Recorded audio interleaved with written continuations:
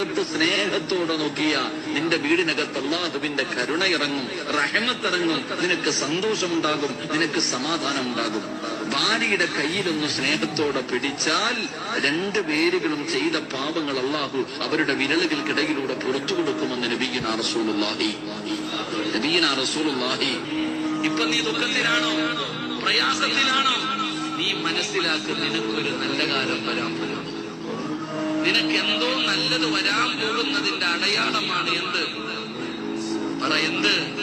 പ്രയാസം. നിനക്കെന്തോ നല്ലത് വരാൻ പോകുന്നതിന്റെ അടയാളമാണ് പ്രയാസം. ആ പ്രയാസത്തിന്റെ പുറകിൽ നിനക്കൊരു സന്തോഷം വരുന്നുണ്ട്. അല്ലാഹു നമുക്ക് ഈമാൻ നൽകുമാറാകട്ടെ. അല്ലാഹു ഈമാൻ നൽകുമാറാകട്ടെ. ഇവിടെയല്ലേ നഷ്ടങ്ങളൊക്കെ, ദുഃഖങ്ങളും നഷ്ടവും വിരഹവും വേർപാടും ഒക്കെ ഇവിടല്ലേ. ഇതിനപ്പുറത്ത് അതൊന്നുമില്ല. വലല്ലാഖിറത്തു ഖൈറുൽ ലക മിനൽ ഊലാ. ഇവിടെ നഷ്ടപ്പെട്ടതൊക്കെ അവിടെ തിരിച്ചു കിട്ടും. അവിടെ തിരിച്ചു കിട്ടിയതൊന്നും പിന്നെ നഷ്ടപ്പെടുകയില്ല. വലസൗഫ യുഅ്തീക റബ്ബുക ഫതർള.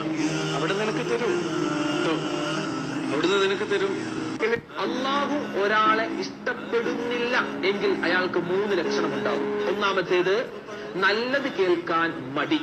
ഇതുപോലുള്ള ക്ലാസ്സുകൾ ഇത് വേറെ പണിയില്ല, വൈസന്മാർക്ക് പറഞ്ഞിട്ടുള്ളതാ എന്നൊക്കെ പറഞ്ഞ് ഇതുപോലുള്ള ക്ലാസ്സുകൾ, ഉസ്താദുമാരുടെ നസീഹത്തുകൾ, അല്ലെങ്കിൽ പള്ളിയിൽ നിസ്കരിക്കാൻ പോവുക, അല്ലെങ്കിൽ എന്താണ് ഇബാദത്ത്, ഇതിനൊന്നും മടി, എന്നും ചെയ്യൂല. നസീഹത്തുകൾ നന്നാവാൻ ഖുർആൻ ഓതുക അല്ലെങ്കിൽ ഖുർആൻ കേൾക്കുക, ഇതൊന്നും ഇഷ്ടമല്ല. അതെന്താണ്? അള്ളാഹു അവനെ വെറുത്തു എന്നതിന്റെ അടയാളമാണെന്ന് മനസ്സിലാക്കും. രണ്ടാമത്തേത്, ഇബാദത്തുകൾക്ക് വേണ്ടി നിസ്കരിക്കൂല, നോമ്പ് പിടിക്കില്ല, ഒരു നന്മയും ചെയ്യൂല, അയാൾക്ക് വെറുപ്പ് കൊടുത്തിട്ടുണ്ട്. അതായത് അള്ളാഹ്ക്ക് അയാളെ ഇഷ്ടമല്ല എന്നതിന്റെ അടയാളമാണ്. മൂന്നാമത്തേതോ, തെറ്റുകളിൽ അടിയുറച്ചു നിൽക്കുക. തെറ്റാണെന്നറിയാം, എന്നിട്ടും അതിങ്ങനെ ചെയ്തുകൊണ്ടിരിക്കുക, തൗബ ചെയ്യുന്നില്ല, ഇസ്തിഗ്ഫാർ പറയുന്നില്ല. അതെന്താണ്? അതും ഒരു അടയാളമാണ്. അള്ളാഹു അവനെ വെറുക്കുന്നുണ്ട് എന്നതിന്റെ അടയാളമാണ്. അള്ളാഹു കാത്തുരക്ഷിക്കുമാറാവട്ടെ. അല്ലാഹുവിന്റെ മുന്നിൽ ഏറ്റവും കൂടുതൽ പ്രതിഫലം കിട്ടുന്ന കാര്യം, നിന്റെ ഭാര്യക്കും നിന്റെ മക്കൾക്കും നീ മേടിച്ചു കൊടുത്ത ഭക്ഷണം, നീ അവർക്ക് വേണ്ടി ചിലവഴിച്ച പൈസ, അതാണ് ഏറ്റവും കൂടുതൽ പ്രതിഫലം കിട്ടുന്ന സദഖയെന്ന് നബി മുഹമ്മദ് മുസ്തഫ. സാധാരണയായി ഒരുപാട് സഹോദരന്മാർ പറയുന്ന ഒരു പരാതിയാണ്, ഭർത്താവിന്റെ ജോലിയിൽ ബറക്കത്തിൽ 20,000, 30,000, 50,000, 1 ലക്ഷമൊക്കെ മാസം കിട്ടുന്നുണ്ട്, പക്ഷെ എവിടെ പോയി എന്ന് യാതൊരു ഐഡിയയും കിട്ടുന്നില്ല. വർഷങ്ങളോളം പല ദിക്കുകളിലും ജോലി ചെയ്തു, പക്ഷെ സ്വന്തമായ ഒരു വീട് പോലും പെട്ടെന്ന് കെട്ടിപ്പടുക്കാൻ സാധിച്ചിട്ടില്ല. ഫൈനാൻഷ്യൽ ബുദ്ധിമുട്ട്, പൈസയിൽ ബറക്കത്തില്ല എന്ന് പരാതിപ്പെടുന്ന ഒരുപാട് പേരുണ്ട്. മഹാനായ ഉസ്മാൻ ഇബ്നു അഫ്ഫാൻ റളിയല്ലാഹു അൻഹുവിന്റെ മുന്നിലേക്ക് സാമ്പത്തികമായ ബറക്കത്തില്ല, ഭർത്താവിന്റെ ജോലിയിൽ ബറക്കത്തില്ല എന്ന് പറഞ്ഞപ്പോൾ മഹാൻ പറഞ്ഞു കൊടുത്തൊരു ഉപദേശം. മഹാനായ ഉസ്മാൻ ഇബ്നു അഫ്ഫാൻ തങ്ങൾ ആ പെണ്ണിനോട് പറഞ്ഞു, വല്ലുഹാ വല്ലൈലി ഇദാ സജ. ആ സൂറത്ത് ഞാൻ ഇവിടെ കൊടുക്കുന്നുണ്ട്, അതെല്ലാ ഭാര്യമാരും ജീവിതത്തിൽ പതിവാക്കിയിട്ട് അല്ലാഹു സുബ്ഹാനഹു വ തആലയോട് ദുആ ചെയ്താൽ നിങ്ങളുടെ ഭർത്താവിന്റെ ജോലിയിൽ നല്ല ബറക്കത്തുണ്ടാവും. ഈ വീഡിയോ നിങ്ങളുടെ എല്ലാ കൂട്ടുകാർക്കും ഷെയർ ചെയ്തോ. ഇത് വളരെ പ്രധാനപ്പെട്ട ഒരു മരുന്നാണ്. അല്ലാഹു സുബ്ഹാനഹു വ തആല തൗഫീഖ് തരട്ടെ. ഖുർആനിലെ വലഖദ് കറംനാ ബനി ആദം എന്നൊരായത്തുണ്ട്.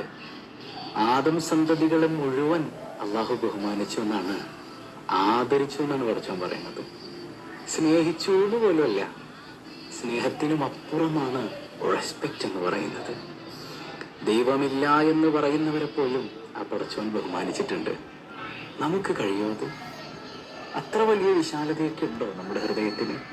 എന്തിനേറെ നമ്മുടെ പ്രിയപ്പെട്ടവരിൽ നിന്ന് ചില ചെറിയ ചെറിയ അപാകതകൾ കാണുമ്പോൾ പോലും പൊട്ടിത്തെറിക്കുന്നവരാ നമ്മൾ. അങ്ങനെയുള്ള നമുക്ക് എങ്ങനെയാണ് ഔദാര്യവാനായ റബ്ബിനോട് കൈനീട്ടിയിട്ട് അവന്റെ ആ വിശാലമായ ഖജനാവിൽ നിന്ന് ചോദിക്കാൻ കഴിയുക? അതുകൊണ്ടാണ് നമ്മൾ എപ്പോഴും പറയുന്നത്, നമ്മുടെ ഹൃദയം കുറച്ചുകൂടെ ഒന്ന് വിശാലമാകണം.